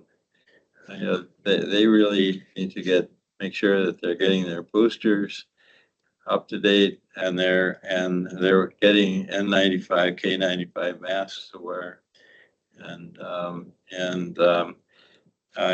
get your mainly protect yourself. The other interesting thing is that when I was in medical school, I had no idea that cervical cancer was going to be an infectious disease. And now there is a vaccine for it for 9 to 12-year-old kids and up to 26-year-old adults. And if you really want one, I think they'll give you one of those human papillomavirus vaccines to age 45. So it's I think it's really something, one way to cut down another infectious disease that we never thought about previously. Anybody have any specific questions? Oh, I know the other thing I was going to talk about was the flu vaccine. Dr. Osterholm was saying that Walgreens has already had the flu vaccine. Early. And some of you know that I've talked about this, that what I've followed for years, his recommendation, which he still reinforced in this latest podcast, was that he waits until there's flu activity in the Twin Cities. And then he gets his flu vaccine. And so last year, I think I got my last COVID booster in November. I got my flu vaccine in December. I got my RSV vaccine in January. and so it's, and what's the thinking about that? Well, last year, the average, the range, people lose their immunity on the flu vaccine 2 to 12% per month, and the average was about 9% a month. So if you get your flu vaccine in September and the epidemic doesn't hit until November, December, January, you've lost 40–60% of your immunity from that vaccine. And so that's the rationale for that recommendation. It's not what maybe your clinics are telling you, but that you should get your flu vaccine, with your COVID vaccine, but that's his thinking and rationale. So we look forward to the flu season. I'll just wait until I hear what's on the TV and the radio, and then proceed. Okay, Well, I guess that's one way to look at it. So if we don't have anything else for our communicable disease report, we will move on then to our legislative event report. I guess I'll address that. I'm on 5 steering committees, and 3 of them were on video. So what I did was I came here and clerk set me up, and so I was live and what do you call it? Face to face, I guess. And of course, as you know, this is not a legislative year; it's all political. And I took down a lot of notes. I didn't actually bring those notes to quite a while ago. 2 of the things that stood out that we mentioned here today is, yeah, this daycare around the country is what's the biggest need is. And like I did mention, insurance is the one that's really one of the denominating factors. We're certainly lucky in this area. I guess about the biggest thing that came out of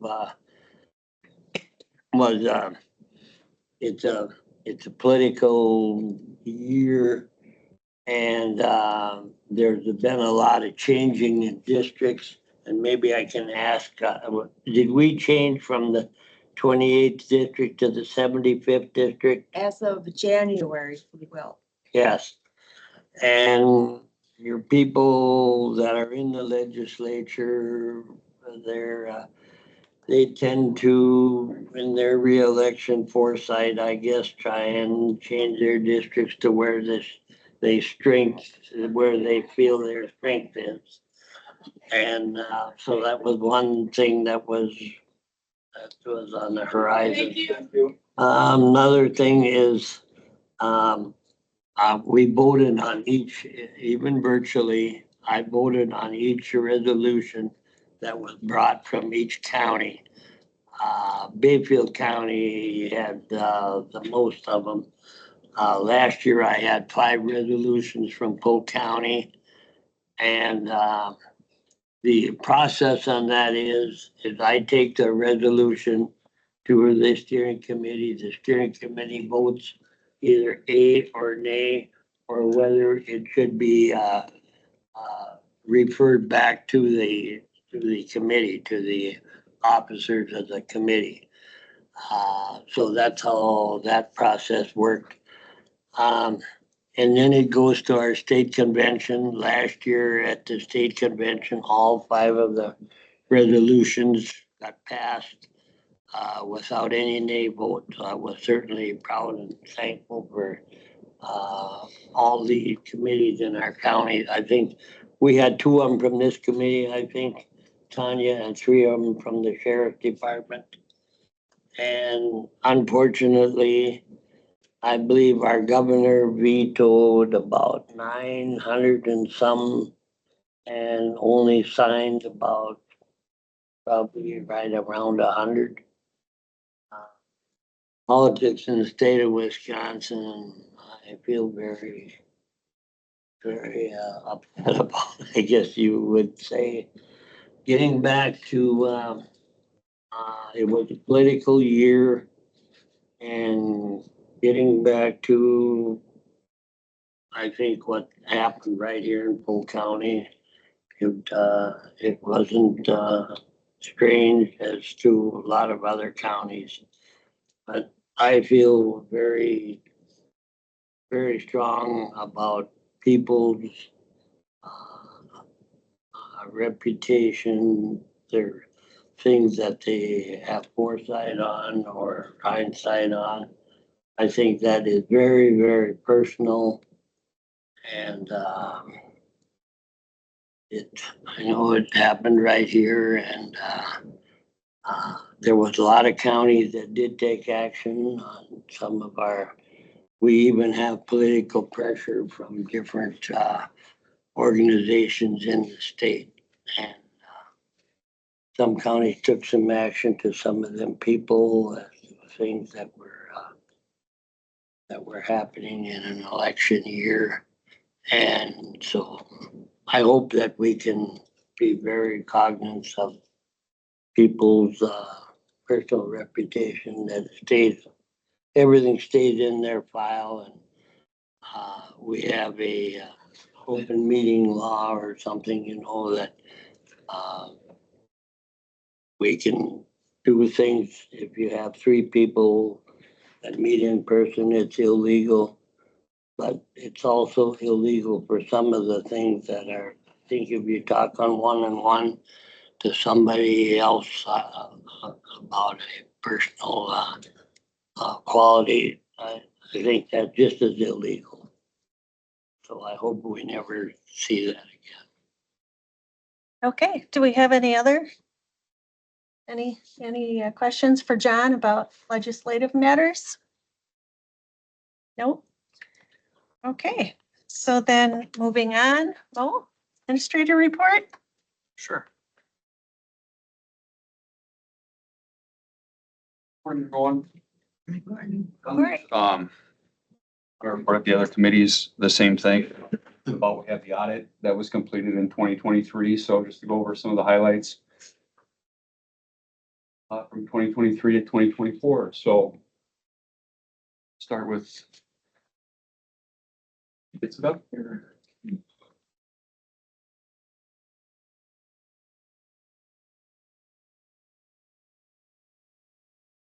You'll see this again at county board too, just in case I missed something. Administrator, the October budget was balanced in 2023. The board okayed 20 projects, passed with a deficit budget of $2.9 million. So of that, when we did the audit in 2023, our deficit was only $2.1 million. So we saved a little bit on that. The 2024 budget was passed with a deficit of $1.9 million, and that was using extra ARPA money that was put into the general fund. This next coming budget cycle, we're looking at not going into our general fund balance, but by getting back on our bonding trend to keep our levy flat and stable with that. So we did finish well in 2023, saved $800,000. Next slide. And of our fund balance after the audit, this is what we have in our reserves as a total right here. We have $17 million in reserve. We have $4.6 million previously committed to projects that haven't been completed or rolled over. We have several projects that have been now several years in the making that are waiting DNR approval.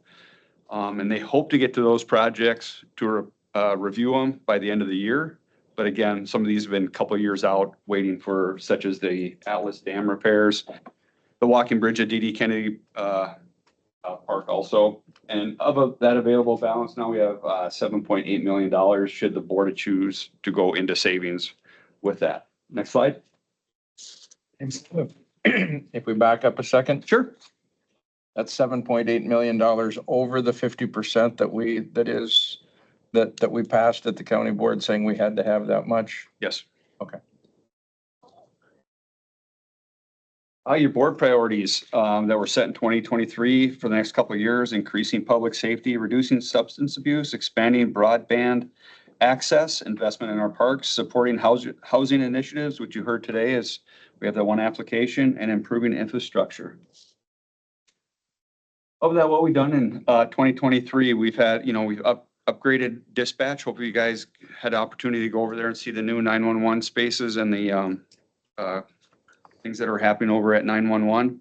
Upgraded our tasers and radios. Additional communications officer was added. We added security presence at the Justice Center and the Government Center here with our corrections officers now serving as that versus Parmar. Consideration on deck for this coming budget is additional patrol positions. We're looking at 3 positions. Those are partially funded by a grant for the first 3 years at 50%. And replacement of some of our squad, which is always ongoing. Substance abuse, we are currently in year 4 or 5 of the Drug-Free Communities Grant, year 3 of a TAD grant for diversion programs. Narcan training has been completed by staff here. Alcohol and compliance checks are ongoing, as well as tobacco checks, and that's been a very good program going out in the community with others. Consideration now is family court, recovery court, similar to CJCC. Staff has gone over to other counties that have had this and are looking at this as another program to help with substance abuse. Broadband, significant investment made by locals in laying fiber.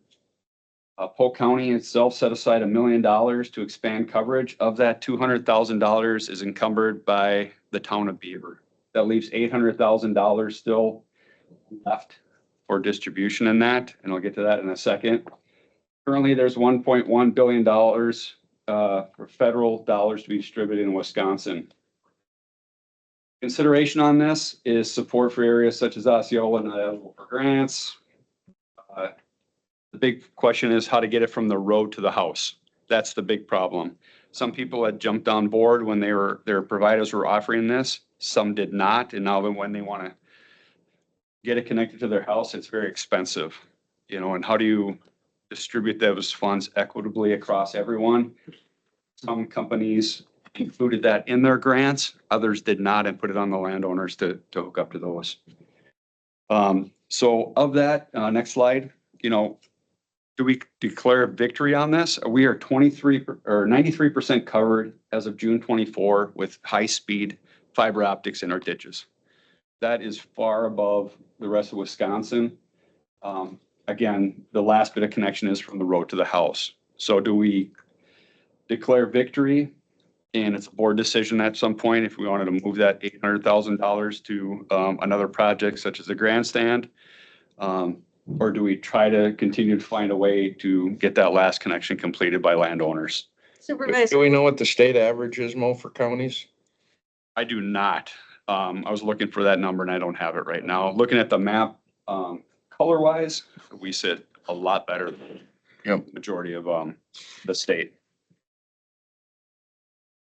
Next slide. Parks and trails, we've done a lot of upgrades at D.D. Kennedy. Again, we're waiting on the walking bridge, but they have new bathrooms down there. The handicap play areas, got some more down there also. The Sterling ATV Park, the intensive use park will open up this fall. It's under construction right now, waiting on the fence, and the obstacles are just starting to go in there. Summers Lake, we improved the trail system around there. We did add places for equestrian trailers and that to come in with a full circle and park and day camp in there. That's been improved. Lamb Falls Dam is ongoing. We did run into one glitch with that. Right now, it's drawn down. The gates are going in here shortly. Unfortunately, the actuators for the gates are 5 months out now. So that will be drawn down for the remaining of the winter time. And then there's a specific time when we can backfill that, fill that flowage back up in the summer. So that's ongoing. The new bathrooms at St. Croix Falls, right across from the tourism center, those are in now at an entry point to the Gandy and the Woolly Bike Trail. Consideration, new docks at Magner, and of course the grandstand project. The grandstand project right now estimated at $1.76 million. Some of the other ones to look at that we're looking at with that is the PTAG funding. The PTAG funding came from the sale of the lime quarry, and a lot of that was some of the projects that you already saw there that we have had completed and stuff. Remaining in that account is $695,719.35. But that by resolution right now is dedicated for trail improvements only. One of the things we're looking at is to expand that to capital projects for parks also. So it's more inclusive versus building new trails, that we could help fund the improvements of our parks also. Mo, Yes. I have a question. So the money that's dedicated for trails only, does the county currently have anything kind of on deck that to use those funds? Are there proposed projects that would use some of that funding? Some of the project would be like the Magner docks, Okay, updating our current facilities at our parks and trails, because it's dedicated for county trails only. okay. You know, so no improvements on the Gandy, the Stour, the Cattail, it'd be all in just county trails. Okay, thank you. Next slide. Housing, this was the Amory project, the 200,000 set aside by the county board. Amory, $70,000 first project for townhomes. We get our payback back on sale. And again, Joe is diligently working on that contract / MOU with the city for that. Next slide. Priorities, County Road B was set to go off in 2024. That was moved to 2025. That is a bipartisan infrastructure project. Our cost share of that project is $850,000. That is one of the projects we're looking at bonding for, along with another county highway project in this next cycle. Some more building services, CISA Northwood, we got new HVAC going into that building. How much of County Road B are they doing, or is it the whole thing? They're doing it from B all the way to Atlas. Okay. And our share was how much? 850,000? Around 850,000. It's a $4.4 million project. That. And where we run into that, why it's not going all the way to 87, the stretch from Atlas to 87 is a different classification. That falls underneath a local road designation, not an arterial or a collector road. What's the, on the Atlas Dam, what's the report on that? We are waiting for DNR to review the plans. Is there any timetable foresight? They hope to have the plans reviewed by the end of the year. That would give construction. Hopefully next year, if they got them done by the end of the year, not knowing if we have to do a drawdown to fix the wing walls. If we have to do a drawdown, it'll go out one more year, which again will increase costs. Those plans were submitted to DNR last year or the year before. Slower than slow. Yes. Recycling center is ongoing. We just got our, we had to do a amendment to our permit with the state due to the removal of an interior wall. So you should start seeing some more activity out at the recycling center, and that still is on schedule to be finished by November. Next slide. So in conclusion, the financial position of the county is strong. We are meeting our challenges of tight revenues, solid progress on your priorities with the board. Workforce, we're stable, but we have pressures. We have private entities trying to recruit our good talent away from us. We saw in Corporation Council. So that is always at our back door happening with that. Discipline is key. We need to use all our tools to achieve our priorities, keep the levy flat. Bonding for us, offsetting levy for capital projects.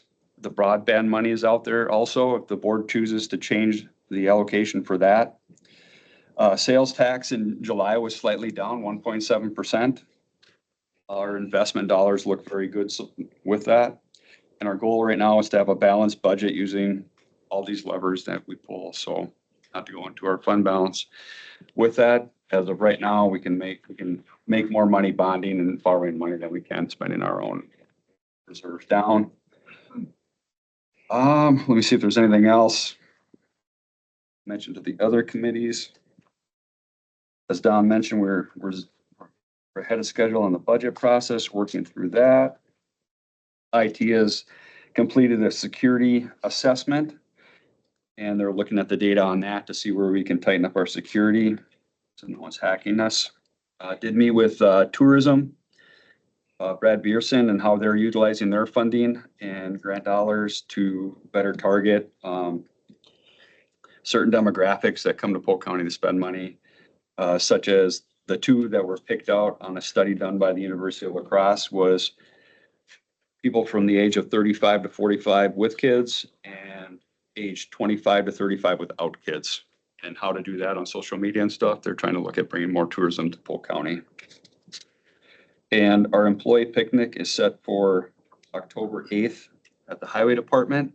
You're all welcome to attend. And if you can't attend that one, at October 9th at Golden Age Manor. And that's all I have.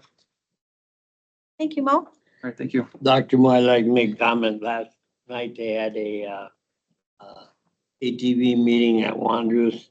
And just so you know, people in Polk County know that the ATV people out there are just the word has just gotten out all over about the progress that Polk County has made on the trails and the facilities that we have, and we're sure gonna be benefiting.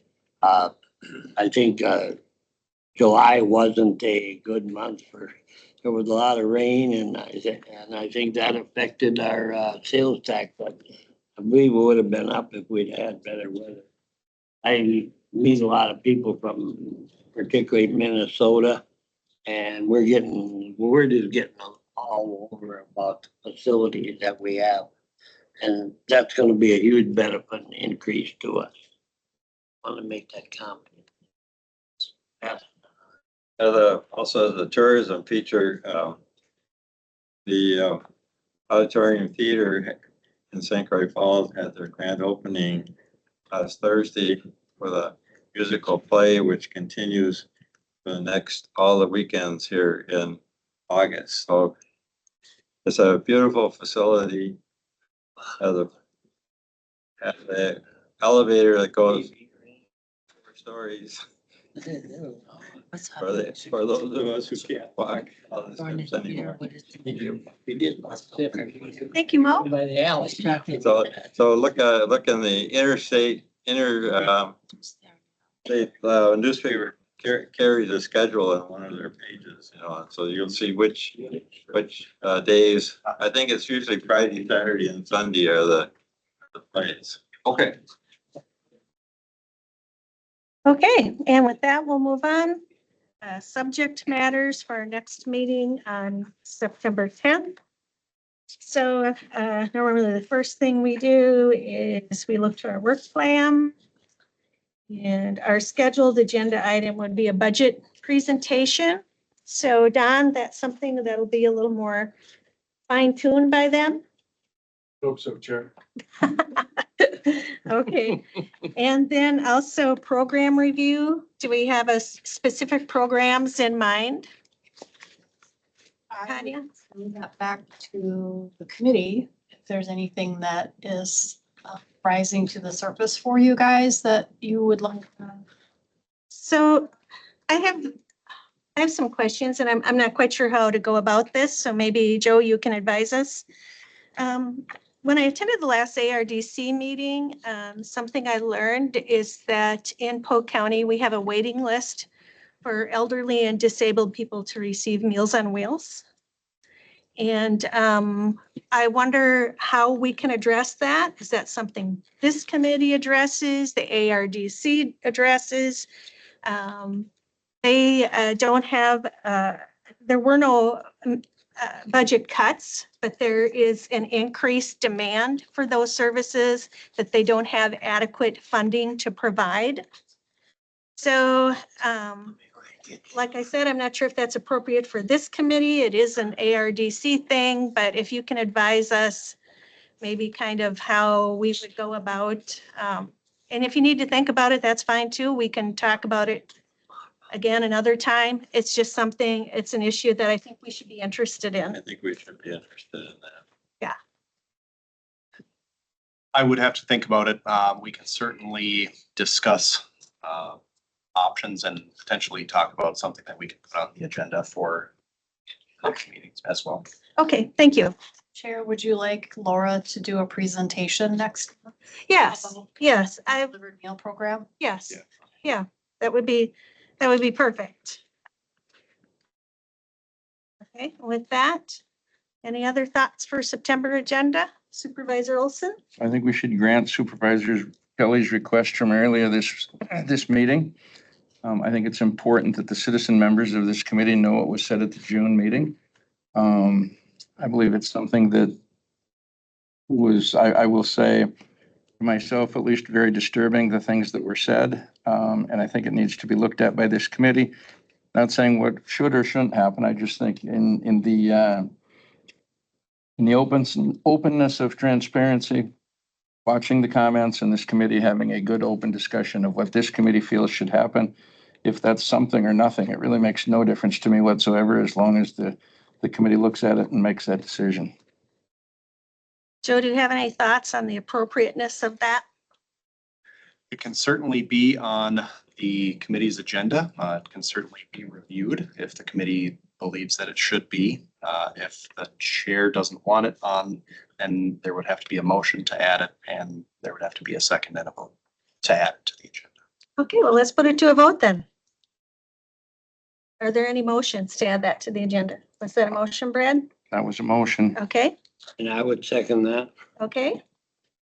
And with the motion made and seconded, who is in favor of putting it on the agenda? And I would like to call for a roll call vote on this if I can, if that's all right. Okay, so would you call us please for a roll call vote?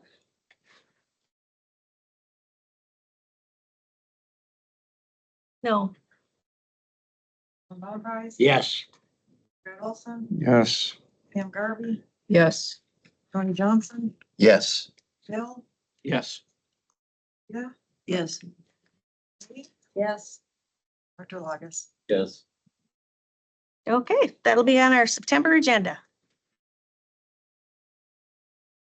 We have anything else?